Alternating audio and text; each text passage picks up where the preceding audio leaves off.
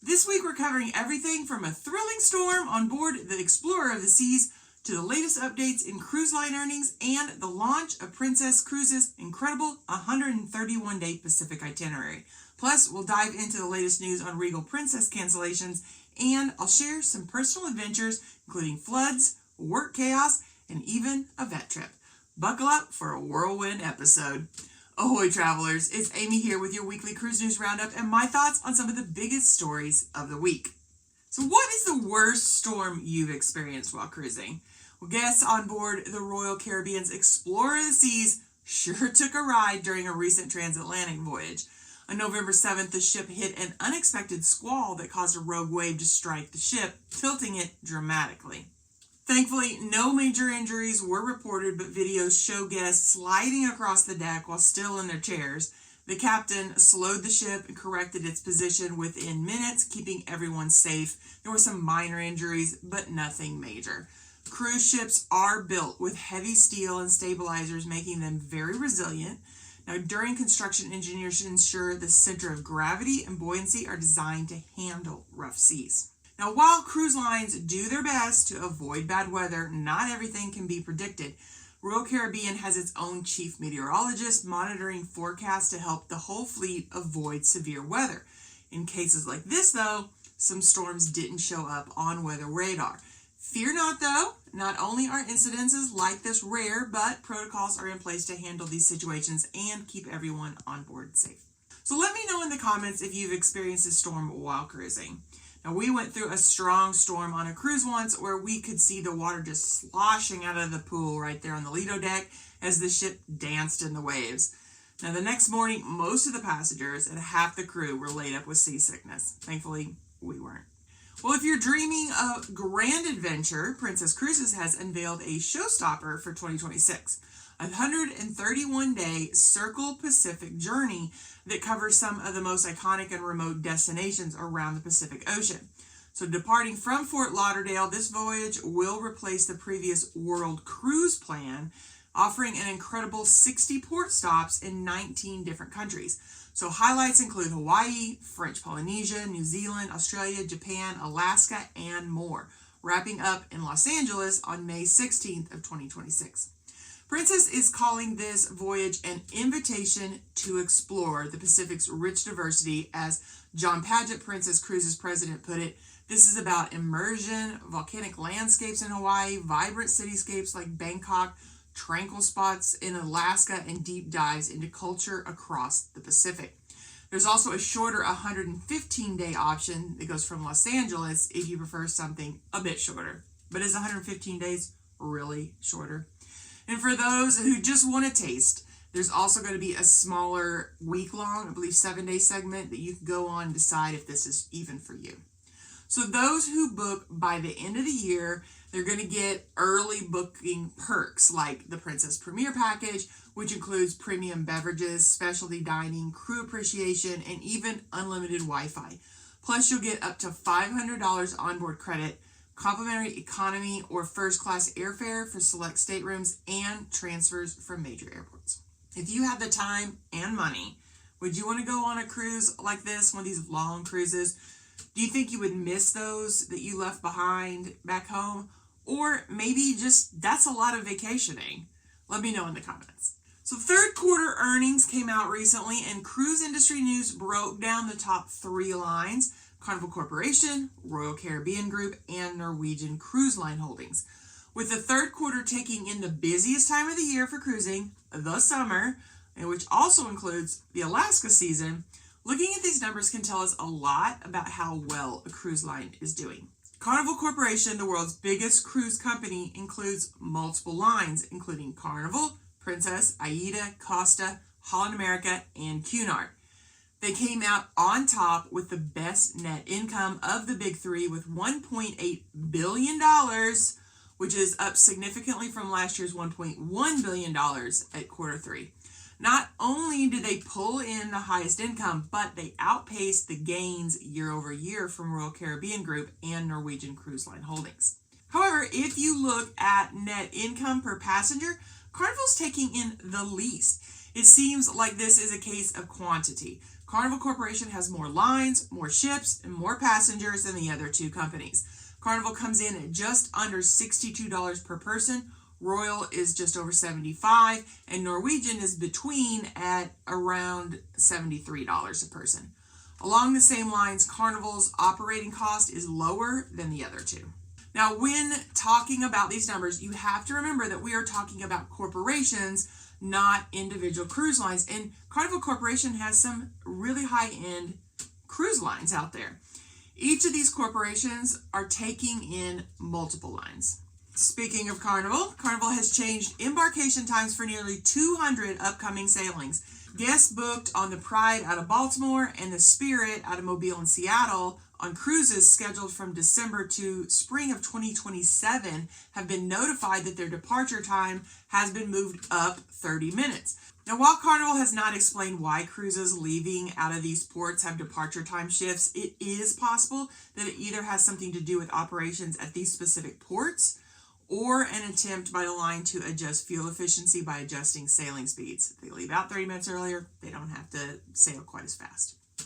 Would a 30-minute departure change affect your travel plans? Would you prefer your cruise ship to sail sooner? If possible, let me know. Well, another week and another announcement by Princess that they have canceled yet another sailing on the Regal Princess. The line has been reassuring guests that their cruise would go ahead as planned because they were fixing the problem. But now the November 10th sailing, which is a 7-night Western Caribbean, is also canceled. At this point, is anyone really shocked? In a statement, Princess said that while the original issue had been fixed, a second issue has arisen. Our team has been working to address a major technical issue involving one of the power generators, which has now been successfully repaired. As the ship was preparing for the next sailing, a second generator experienced a technical failure. This new and unforeseen development means additional time out of service is needed to ensure the ship is fully operational and safe. Now, after a lot of blowback from cruisers on the first two canceled cruises, the line did go ahead and up the compensation from a 25% future cruise credit to 50%. Those on the November 10th sailing will also be getting that 100% refund and 50% future cruise credit. Now, should we place bets on if the next sailing will also be canceled? Side note, every time I type out the word canceled, I get red lines underneath my words telling me that I have spelled it incorrectly. But I spell it like the British do with 2 L's. I also spell gray with an E. But for some reason, that doesn't get flagged as a misspelling. I guess even though Grey is a British spelling, it's more common in the US than the word canceled with 2 L's. Well, this week has been a crazy one for me. It's been a roller coaster. Started out with the flooding in our area. The Ozarks is prone to flash flooding, and we had areas where it rained over 10 inches in a 36-hour period. Now, as longtime viewers will know, I'm a dispatcher and I work the overnight shift. What you may not know is that I work by myself. And while usually that is not an issue at all, my job mainly consists of calling troopers out if they need to be called out to do an emergency situation. But when multiple emergencies are going on at the same time, it can get overwhelming. So while Sunday night into Monday morning was busy, it was nothing compared to how busy it got overnight, Monday into Tuesday morning. Now, I reached my max capacity to handle everything being thrown at me with radio traffic and multiple calls coming in at once. My captain actually came in and helped field phone calls, but it got so busy there for about a half an hour. We were both just at our max ability. We had multiple water rescues. Turn around, don't drown. But for some reason, we had way too many people not following that well-known adage. I mean, this is something that gets blasted across news or in our area all the time. Turn around, don't drown. It is rare that someone gets caught up in a flash flood. It's more likely that they're trying to cross flood waters, which is, in my opinion, is even more ridiculous. Like, crossing a dry creek in a flash flood is dumb, but crossing it when the floodwaters are up is just, I don't know why people do that. We even had 2 lives lost because they attempted to cross floodwaters. Their vehicle was swept downstream, and then the occupants attempted to swim to shore. Now, that was a call I took shortly before I left in the morning, but then officers didn't arrive on scene until I had left for the day. Now, of course, Tuesday morning was election day. So thankfully it stopped raining and most of the floodwaters receded fairly quickly, which allowed people to access the polls. Had I been home overnight instead of at work, I would have been unable to leave both mornings, as my house is on a hill with wet weather creeks on either route I could possibly take to get out. In fact, I had to go to my parents' house both mornings when I got off work and slept there since I couldn't make it home.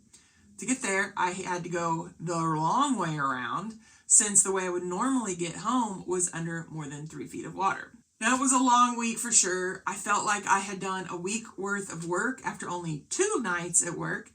Then I didn't get a lot of sleep due to not being able to go home and sleep in my own bed, so that was the thing.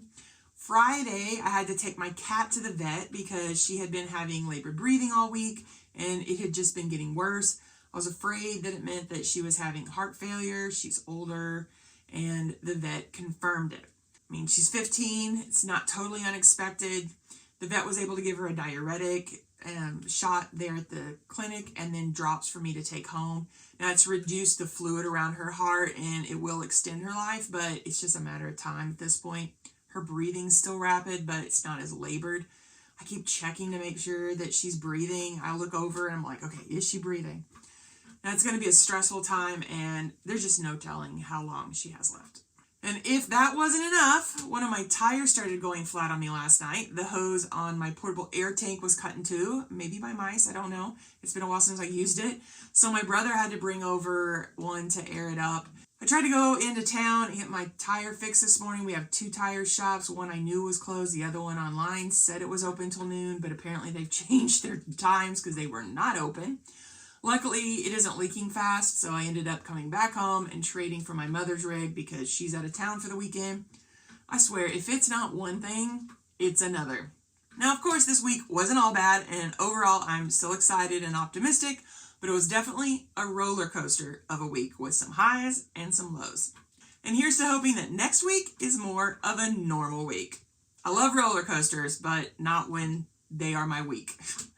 Are you ready for more information on cruising? Why not stick around and check out this video and then come back for more information designed to help you have an amazing cruise. Have a blessed week, everyone.